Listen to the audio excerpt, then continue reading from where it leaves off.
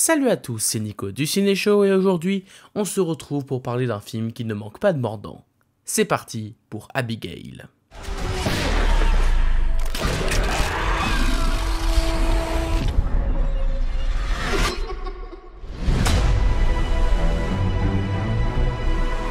Alors avant de commencer cette critique, je tiens à m'excuser pour le peu de vidéos ces derniers temps, c'est parce que en fait j'étais en plein partiel de ma dernière année de licence d'histoire, donc forcément j'étais pas mal occupé et j'ai priorisé ça avant tout, mais je vais essayer de vous sortir plus de vidéos durant ce mois de juin, juillet, etc. Pour essayer de vous faire un petit peu plaisir. Mais reprenons de suite avec cette critique d'Abigail, qui est donc le nouveau film réalisé par le collectif Radio Silence, qui est donc composé d'un duo de réalisateurs, à savoir Tyler Gillett et Matt Bettinelli-Holpin. Je l'ai écrit parce que sinon c'est un petit peu difficile à dire. C'est les réalisateurs notamment du film Wedding Nightmare, que j'avais plutôt pas mal aimé, que j'ai rattrapé il y a quelques jours et que j'ai vraiment bien apprécié. Et ils ont réalisé aussi, leurs plus connus bien sûr, sont les derniers films Scream, à savoir Scream 5, ou Scream tout court, et Scream 6, qui est probablement le moins bon de la saga, mais par contre ils avaient quand même fait le 5e film que j'avais vraiment pas mal apprécié. Et même le 6e, bon, il est pas terrible, mais je trouve pas non plus qu'il soit horrible à regarder. C'est un collectif, un duo de réalisateurs que je trouve plutôt cool. C'est pas des films révolutionnaires ou quoi, hein. Clairement, je pense pas que de toute façon ce soit le but de leur film, mais je prends un petit plaisir devant. J'avais bien aimé Wedding Nightmare, j'avais plutôt bien aimé également Scream, le 5e du nom, que je trouvais plutôt intéressant dans la façon de continuer la saga Scream, et un petit peu déçu par Scream 6, mais j'étais tout de même curieux de découvrir leur nouveau projet Abigail, qui est donc un film original, en tout cas original, hein, parce qu'évidemment il y aura beaucoup de choses qui sont tirées d'autres films, mais c'est un projet qui n'est pas tiré d'une licence, et c'est toujours bon à prendre. Au casting, on trouve Melissa Barrera, que vous avez vu d'ailleurs dans les 2 films Scream, justement, qui campe donc ici le rôle principal. On a aussi d'autres acteurs et actrices avec de jolis noms. Il y a Juan Carlo Esposito dans un second rôle plutôt sympa. On a Dan Stevens, qui joue un rôle également plutôt bon. Et on a Catherine Newton, on a aussi Angus Cloud, qui est un acteur rappeur qui est malheureusement décédé depuis. D'ailleurs, le film lui est dédié à sa mémoire. On a aussi Kevin Durand et enfin on a Alicia Voyer, qui est donc l'actrice qui joue Abigail, la jeune enfant, qui va faire en sorte que le séjour de ces personnages va se dérouler pas comme prévu. Puisqu'en effet, le film raconte globalement, je résume, l'histoire de personnages qui vont devoir rester pendant 24 heures dans un manoir pour espérer obtenir une grosse somme d'argent, sauf que dans ce manoir, ils ont enlevé une petite fille. Il se trouve que cette petite fille est une créature sanguinolesque qui va clairement leur faire passer une très mauvaise journée. Et donc, est-ce que cette nouvelle comédie d'horreur des réalisateurs des derniers Scream portant autour du vampirisme est plutôt réussie ou pas ? Eh bien, j'ai envie de dire que ça passe. Soyons honnêtes, c'est clairement pas le film de l'année, il y a pas mal de défauts, et je pense que le film en a conscience aussi, ce qui en fait un divertissement plutôt sympathique, qui se regarde avec grand plaisir, mais je pense clairement que vous l'aurez oublié d'ici quelques jours après visionnage, parce que ça reste un petit film d'horreur sympathique, mais assez oubliable au final, mais je vais essayer de détailler un petit peu plus ce qui m'a plu, mais aussi ce qui m'a un petit peu déplu, on va dire, dans l'ensemble. Tout d'abord, pour ce qui est du casting, c'est plutôt un bon point du film. Tous les acteurs et actrices jouent des rôles qui sont assez caricaturaux de manière générale, hein. Clairement le film ne mise pas sur la subtilité, hein, ce n'est pas l'intention du tout, mais c'est assumé, donc ça fait qu'au moins on prend plaisir à suivre ces personnages, surtout que tous les acteurs et actrices jouent leur rôle vraiment très très bien. Il y a des acteurs et actrices qui ressortent plus du lot quand même, notamment Abigail bien sûr, la jeune actrice est vraiment excellente dans son rôle, à avoir un juste milieu entre le côté enfantin de son personnage, mais aussi le côté évidemment vampire, et donc un personnage qui a vécu depuis des centaines d'années, et l'actrice le joue vraiment très bien, cette fine limite entre les deux, je trouvais ça plutôt cool. Et dans les autres acteurs, j'ai beaucoup aimé Kevin Durand, qui joue un peu un mec un petit peu con, mais on va dire qu'avec un grand cœur au final, c'est plutôt un rôle que j'ai plutôt bien apprécié. Et pour ce qui est des autres rôles, Dan Stevens est également plutôt bon, assez charismatique. Après, pour être honnête, le reste, ça joue bien, hein, mais il n'y a pas vraiment de performance qui ressort du lot, à part ces quelques petites performances que j'ai citées, parce que même Melissa Barrera, elle est très bien dans le rôle principal, mais je trouve pas non plus qu'elle soit extraordinaire, même si, là encore, elle fait vraiment bien le café. Donc niveau casting, c'est plutôt cool, et si on passe ensuite à ce qui est de la mise en scène, eh bien je trouve qu'elle est là encore, de toute façon ça va être le mot général de cette vidéo, elle est plutôt cool sans être étincelante. La photographie est assez simple, il n'y a pas un immense travail autour du plan et autour de la colorimétrie. Il y a un petit peu de plan orangeâtre, où ça joue un petit peu avec le clair-obscur par moment aussi, lorsqu'on est dans une scène qui est pas mal dans un couloir, enfin pas dans une sorte de couloir, mais je crois que c'est une sorte de... c'est pas une véranda, je sais pas comment expliquer, une sorte de pièce sur la longueur. Et il y a une source de lumière qui est donc le soleil qui traverse légèrement la pièce et ça fait un joli jeu de lumière qui est plutôt sympa. Mais en dehors de ça, je vous avoue que je n'ai pas retenu grand chose au niveau de la photo et de plan vraiment absolument marquant. On ressent que c'est les réalisateurs de Wendy Nightmare derrière parce qu'il y a toujours ce côté huis clos qui est plutôt bien utilisé, bien que le décor est vraiment très beau, ce manoir est vraiment très très beau, mais je pense qu'il n'est pas forcément utilisé de la meilleure des manières.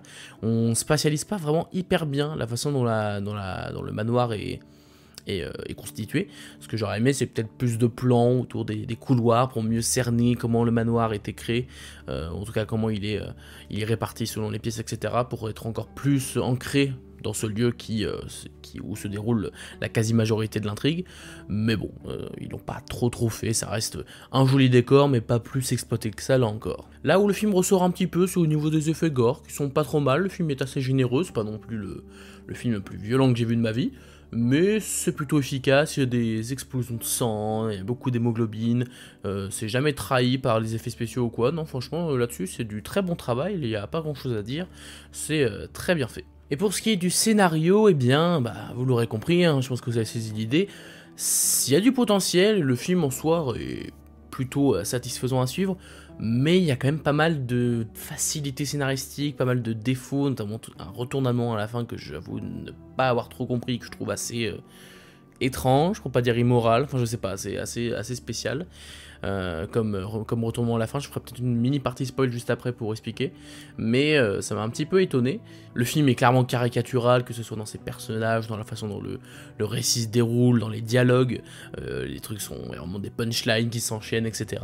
Et le film l'assume en soi, donc du coup c'est pas forcément un défaut que je donnerais au film, ça l'empêche d'être vraiment particulièrement angoissant ou quoi, parce que clairement si vous cherchez de l'angoisse, ce n'est pas le cas, hein. Ce n'est clairement pas un film qui fait peur, en tout cas. Si vous pouvez le caractériser en film d'horreur en soi, mais c'est clairement pas un film qui va vous filer des frissons ou quoi que ce soit. Il n'y a même pas tant de jumpscare que ça, ce qui est pas pour me déplaire, hein, ceci dit.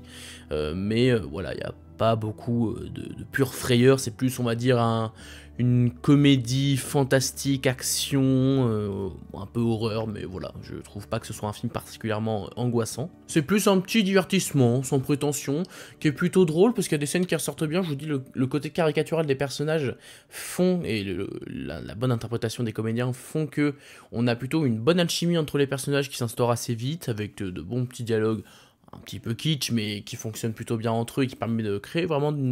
On s'attache un petit peu à certains personnages, en tout cas, donc c'est plutôt bien fait. Et le film reste assez bien rythmé en dehors de on va dire des 45 premières minutes, parce que... Alors, c'est pas vraiment un spoil, parce que justement, toute la campagne marketing tourne autour de ça. Vous le voyez dans l'affiche, vous voyez dans les bandes annonces, hein, vous voyez partout. Le principe du film, c'est que justement, cet enfant ballerine est en fait le vampire qui va tuer les différents personnages. Sauf qu'en fait, le film te le dit pas avant au moins 45 minutes, si je me rappelle bien du bon nombre. C'est-à-dire qu'on attend 45 minutes, alors qu'on sait très bien que c'est elle, hein, mais le film joue sur ça, en te faisant croire que c'est peut-être lui, c'est peut-être machin, c'est une sorte de mini-slasher, alors qu'en fait, nous, on a déjà vu les affiches, on a déjà vu machin, donc on sait très bien que ce n'est pas le cas. Donc j'aurais aimé que le film démarre beaucoup plus vite. Je pense qu'il aurait mérité de démarrer, de retirer 10-15 minutes de cette partie-là pour aller un peu plus vite à l'essentiel, parce que ça plombe le film plus qu'autre chose, je trouve. Donc avant de passer sur une mini partie spoiler, hein, parce qu'il n'y aura pas énormément de choses à dire, vous l'aurez compris, Abigail, c'est un bon petit divertissement qui se regarde avec plaisir, c'est plutôt drôle, c'est plutôt efficace, il y a de bons effets gore, il y a des scènes qui fonctionnent vraiment très bien, et on en ressort en tout cas avec, je dirais, un petit peu le sourire. Après, est-ce que ça vaut vraiment le visionnage à tous les coups? Je ne pense pas, voilà. Si jamais ça vous intéresse, n'hésitez pas, c'est plutôt un bon petit moment en salle. Après, je n'irai pas jusqu'à dire que c'est un visionnage obligatoire de cette année. Je pense qu'il y a peut-être d'autres films en ce moment, et notamment la semaine prochaine, dont on parlera sur la chaîne, un autre film sur les vampires que je trouve beaucoup plus intéressant personnellement. Mais dans tous les cas, si Abigail ça vous intéresse, pourquoi pas aller le voir. En tout cas, ne vous attendez pas à aller voir un chef-d'œuvre en allant voir Abigail. C'est un bon petit film, sympathique, mais très oubliable. On passe dans une mini partie spoiler, c'est juste pour évoquer un truc que je n'ai pas trop compris. Alors avant d'évoquer ça, dans les effets gore que je trouve très réussis, bah en fait la manière dont les vampires se font tuer. On a plusieurs fois ça dans le film, notamment le personnage de Catherine Newton qui se fait à un moment donné tuer comme ça. Quand ils sont en contact du soleil, hein, c'est le fameux mythe du vampire, normalement ils meurent. Bah là ils meurent en explosant, littéralement. Ce qui, bah, la première fois que ça arrive, faut avouer que c'est plutôt drôle. Et en fait, ils meurent de cette façon, en fait, peu importe la manière. Je crois que même sur la fin, le personnage se prend un pieu, et pareil, il explose. Enfin voilà, c'est le petit côté un petit peu, on va dire, amusant de la mise à mort des vampires, c'est qu'ils explosent carrément. C'était plutôt bien fait en plus, donc c'est plutôt un bon point, je dirais, du film là-dessus. Mais là où je voulais revenir sur la partie spoiler, il y a un truc que j'ai pas trop compris, pour être honnête avec vous, c'est la dernière, on va dire les 15-20 dernières minutes, lorsque Dan Stevens, le personnage de Dan Stevens, devient un vampire. Voilà, bon ça, pourquoi pas, ça rajoute, on va dire, un enjeu au film, sauf qu'après, du coup, on nous explique que le personnage de Melissa Barrera s'allie avec Abigail, pour essayer de tuer Dan Stevens. Et là, j'ai pas compris. Alors oui, je comprends l'idée que ils doivent s'aider parce qu'ils savent très bien que si ils combattent pas ensemble, ils meurent toutes les deux. Ça, je peux comprendre l'idée. Ils doivent bien s'allier le temps d'un instant. Mais la façon dont le film le fait, et surtout sur la fin, on a presque l'impression que le personnage s'est attaché à Abigail, t'as envie de te dire, mais elle a quand même tué beaucoup de personnes, y compris des personnes qui étaient près de toi. Et ça te pose aucun problème le fait qu'elle ait tué des centaines de personnes, mais juste parce que c'est allié avec toi, c'est bon, c'est comme si c'était une amie ou quelque chose comme ça. Là, j'avoue, ça m'a un peu dérangé, je saurais pas expliquer, évidemment que le film ne cherche pas à être plus intellectuel que ça ou quoi que ce soit, donc évidemment que je comprends que le scénario soit un petit peu débile sur les bords, mais quand même, là-dessus, je vous avoue que ça m'a un petit peu étonné. Je crois que je suis le seul, j'ai vu des reviews un petit peu partout, je suis le seul à avoir parlé de ça, mais j'avoue que, je sais pas, je trouve que d'un point de vue scénaristique, c'est assez étrange comme choix. Mais enfin bref, ça ne dérange pas plus que ça le film, mais ça m'a quand même fait tiquer, donc je voulais en parler vite fait en spoiler, histoire de... Bref, voilà, il n'y a pas grand chose à dire de plus sur ce Abigail. C'est un bon petit film sympathique, mais qui est quand même très oubliable. Je pense qu'il y aura des choses plus intéressantes à visionner durant cet été. Et même dès la semaine prochaine d'ailleurs, dans le domaine du vampire, on en reparle très vite. Voilà, c'est la fin de cette critique d'Abigail, j'espère qu'elle vous a plu. On commence pas avec le film le plus intéressant, et évidemment pour cet été, je pense qu'il y aura quand même des films un petit peu plus fascinants, on va dire, en tout cas je l'espère.